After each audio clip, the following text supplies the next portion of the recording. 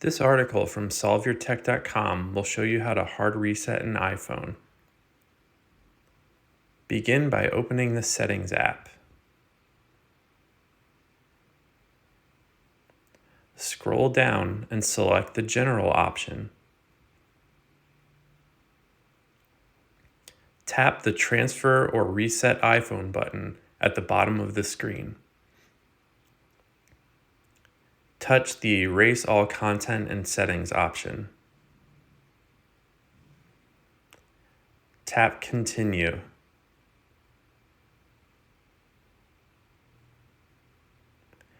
Enter the iPhone passcode. Wait for your phone to upload data to iCloud and complete the reset. For more information, read the article at solveyourtech.com.